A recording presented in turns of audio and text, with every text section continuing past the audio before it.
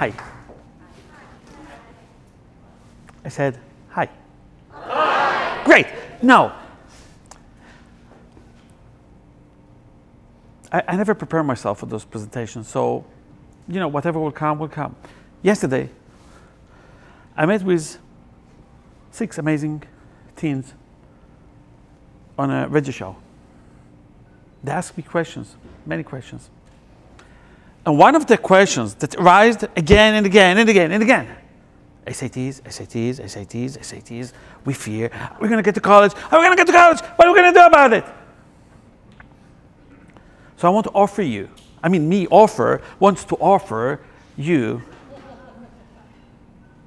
a solution that has nothing to do with preparing yourself for the SAT. You have to prepare your mind to get the SAT easily. And you have to start it as soon as possible. So I'll talk about it. So we talk about talents. Talents, people have talents like to play great piano, and they have talents for computers, and they have talents for... But the question is how to define talent or how to redefine talent. And look at me, 60 years old. I went to school when I was 6 years old after teaching my puppets for 3 years. So I've had experience more than the teacher who taught me in school. So I got to school and she tells me, this is what you're supposed to do. And I tell her, you're wrong, this is the wrong way to teach. I mean, I've been teaching my puppets. And suddenly I found myself the most untalented person on earth. You know, when I was born, I was worried. 60 years ago. What will happen if I will not be unique? We all want to be unique. What will happen if I won't be talented in something? And I got this gift, the most untalented person on earth. So what do?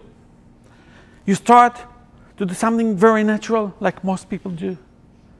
You see, we've been born, all of us, with the passion to learn. Because if you don't have that passion, how you've been able to learn to walk and talk? Have you gone to see motivational speakers in order to have it when you were 2 years old? How did we lose it? Couple of ways. Could be environments, different environments. You see, when we're young, we ask questions.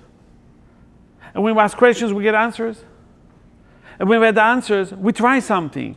You try to walk once, you fail. You try to walk again, you fail. You try to walk again and you fail. But in the end, you know how to walk and how to talk. And suddenly you never stop talking. Look at me. So the question for me was, as a non-talented person, in all after-school activities I went to, I was the lousiest one. Martial arts, the lousiest one. Music, the lousiest one. Ballet, don't smile even. Yes, I did it. The lousiest one. I couldn't study at school. F in every subject every year. So what do? You invent your own methodologies, your own way of learning. Why? Because you've been born with passion and the ability to learn. That's what I had. And nobody had been able to ruin that. So I suddenly found myself developing different methodologies. I never stopped until today, 164 methodologies, in order to enhance something within me, which you can do the same. So my world has been about innovation. I had to re-innovate myself again and again, again and again and again and again and again and again, and I still do the same. Talent redefined. So what is talent for me? And how I redefined it in front of thousands of my students. I said to them, it's one thing. Can you learn faster? Why should you read a book for 2 hours if you can read it for half an hour? Why should you study mathematics 4 hours per day if you can do it like in 30 minutes? Why? Because people told you you're supposed to work hard? Forget about it. Work smart. Is there any way in the world that I can learn 10 times faster? That was my question, life mission, and a development methodology for that. Yes, I'm a synthetic talent, but I'm quite talented. You will see. I can learn faster. You can learn faster. All the thousands of kids that's been through this process can learn so fast, which is unbelievable. So the guy who is learning faster and highly creative is the guy who is the most talented on earth. And how do you see it? Well, you see, some people, adult, they get like a new software or a new app, and it takes them like a whole month, 2 hours per day to figure out how it works. Have you seen them? They're all around you. And suddenly, the son of my neighbor, who is 11 years old, this one, he gets to the app, he looks at it, he knows how to use it immediately. Want to kill him. And you say, wow, kids of today, they are so talented. I mean, it takes me a whole month, and this guy does it in 5 minutes. How does he do that? And you wait another 3 minutes. And he tells you, you know what else you can do with it? And he has like 12 ideas. I mean, you hardly figured how to use it. And he has some new great ideas of how to use it in different situations. What does he have that we don't? So I spent 18 years of my life and millions of dollars to find, can talent be designed synthetically in the brain of human? So then everything they will do will make it easy for them, even the SATs. It doesn't matter what. So this is the work I went through. So within my research, I found what kids do in order to learn how to learn faster and how to be more creative. They just do pattern recognition. They recognize the elements and the sequence within things. I'll show you in a second, don't worry. So the other thing they do is very simple.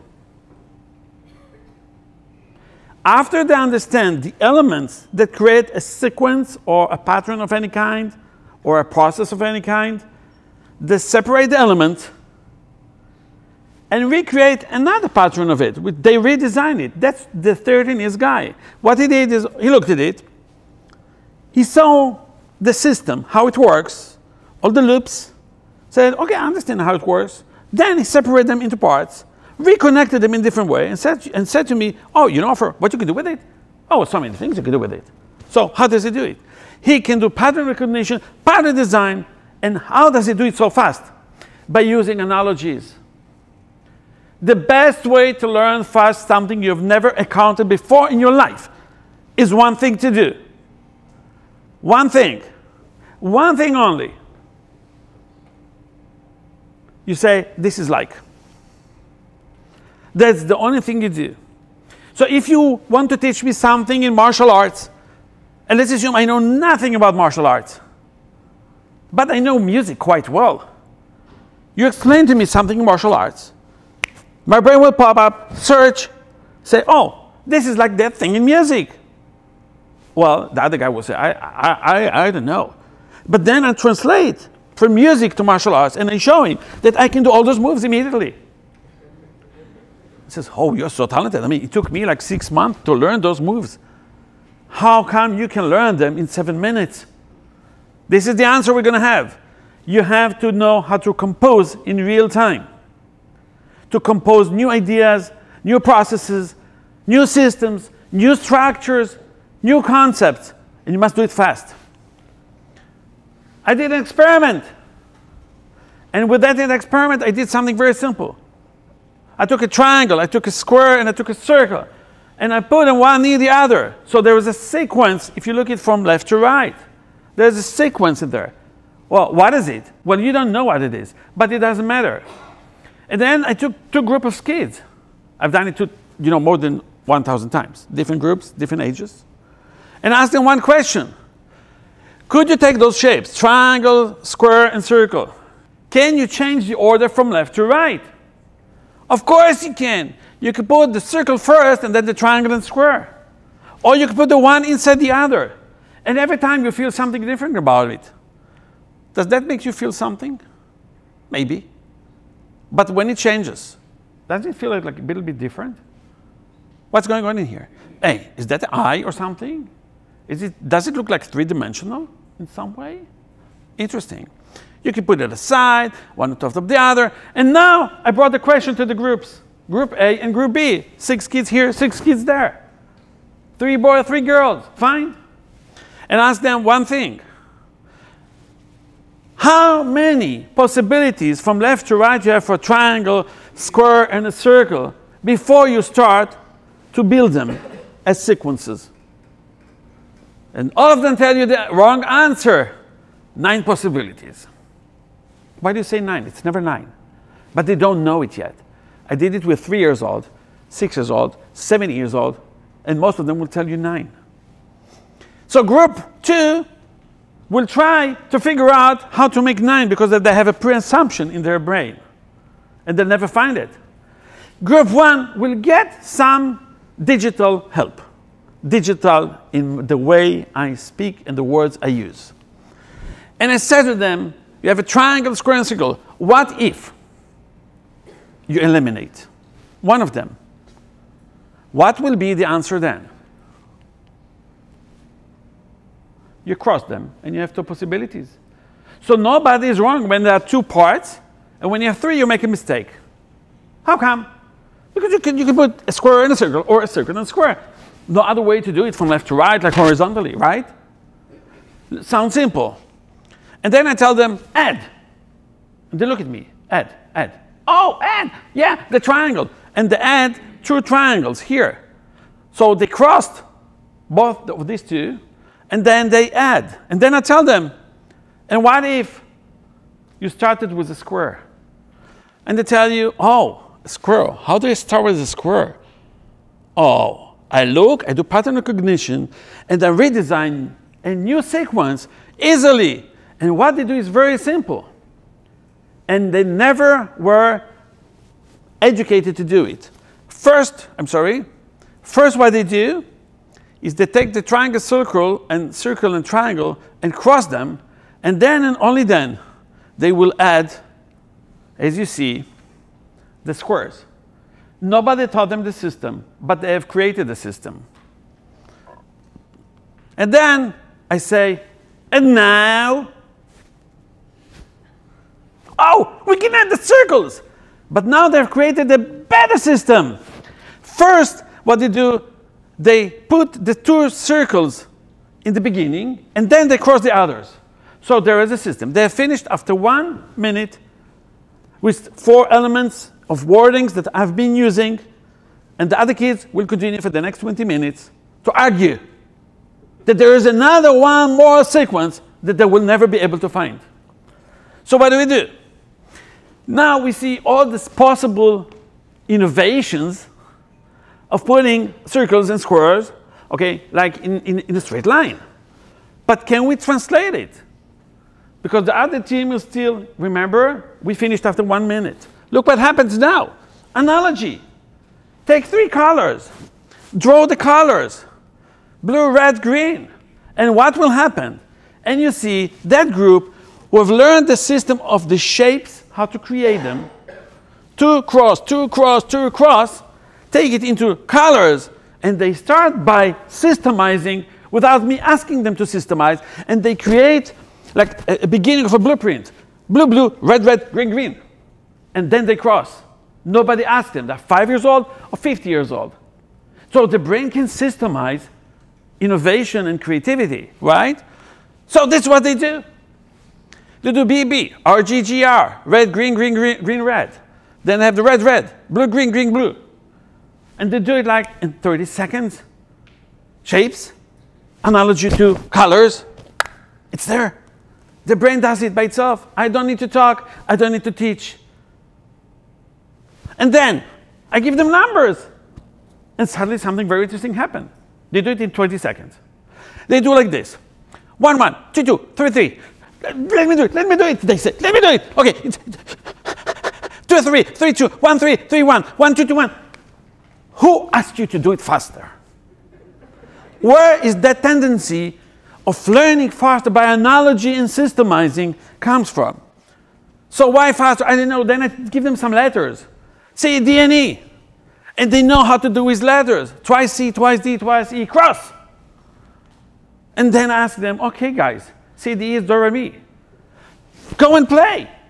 And each one of them is knowing how to play 6 melodies immediately. Just listen to it. Second song.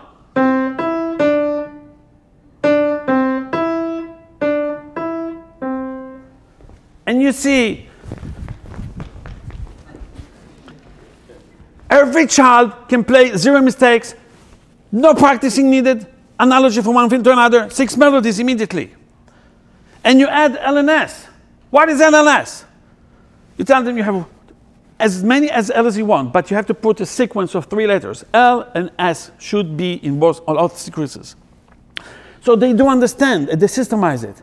And they say, okay, let's put an L in the beginning, L in the middle, L in the end, and just add the S. And then they'll do the same with 3S and 2L. And then immediately they ask me, what it is? And I tell them, long and short. And they take each melody, C, D, E, 6 times long and short. Do, re, mi, short. Or do, re, mi, short, long. And they play 36 melodies. 0 mistakes. And then I tell them, you know that LNS can be loud and soft. Loud, soft. And they take the 36 melodies times 6 possibilities of loud and soft. And within 7 minutes, all of them can play 216 short melodies.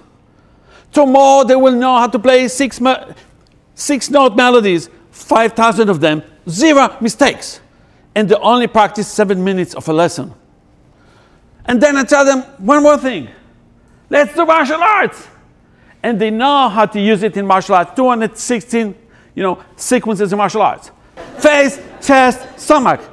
Face, stomach, chest. And they do it like this: 1, 2, 3, 1, 3, 2, 2, 1, 3, 1, 3, 3, 1, 2, 3, 3, 1, 2. Long, short, whatever, just move. Have you seen somebody learning martial arts in 7 minutes, 216 stands? Never in your life. Is it fast enough? And now they do it, all these moves, in 14 different after-school activities.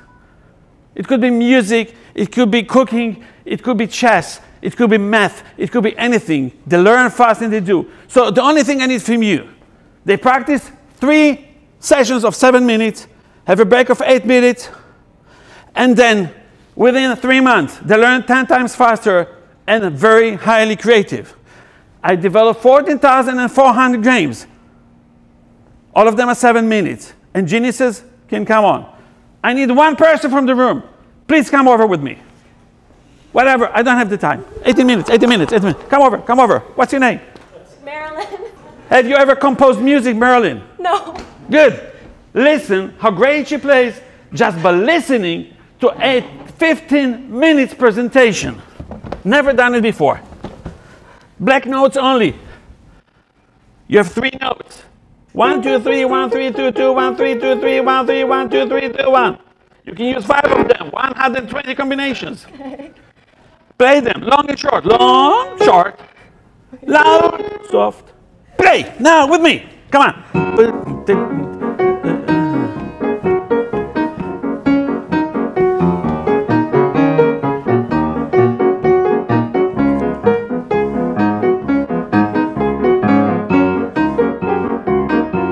Part 2.